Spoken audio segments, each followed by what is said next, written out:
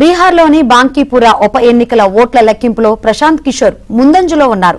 మధ్యప్రదేశ్లోని దతియా, గుజరాత్లోని మంజల్పూర్ స్థానాల ఉప ఎన్నికల ఓట్ల లెక్కింపు కొనసాగుతోంది.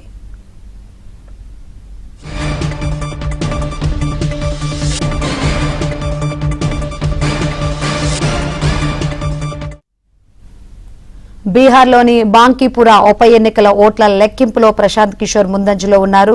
ఇక మధ్యప్రదేశ్లోని దతియా, గుజరాత్లోని మంజల్పూర్ స్థానాల ఉప ఎన్నికల ఓట్ల లెక్కింపు కొనసాగుతుంది.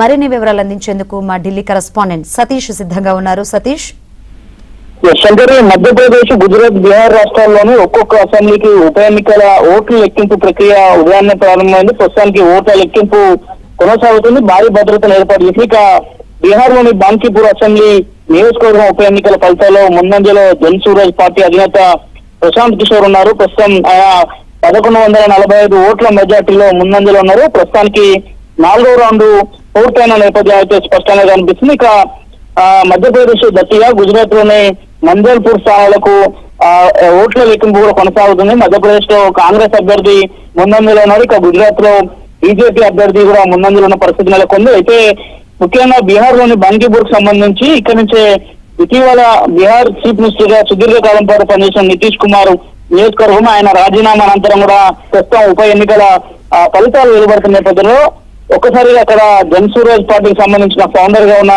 ప్రశాంత్ కిషోర్ ఈ ఎన్నికల్లో కొంత ముందంజలో కనిపిస్తున్నాడు. ఒకవేళ ప్రశాంత్ కిషోర్ అయితే ఈ ఎన్నికల్లో విజయం సాధిస్తే మాత్రం మొట్టమొదటిసారి ఆయన బీహార్ అసెంబ్లీలో అడుగుపెట్టే అవకాశాలు చాలా స్పష్టంగా ఉన్నాయి. కొంత ఉత్కంఠత అయితే నెలకొందని చెప్పాల్సింది. ప్రస్తుతానికి 4వ రౌండ్ పూర్తయిన నేపథ్యంలో ప్రస్తుతం 1145 ఓట్ల మెజార్టీతో మాత్రం ఆయన ముందస్తులో కనిపిస్తున్నట్టు పరిస్థితి నెలకొంది. మరి కాసేపట్లో దీనిపైన పూర్తిగా ఒక క్లారిటీ వచ్చే అవకాశాలు చాలా స్పష్టంగా కనిపిస్తున్నాయి.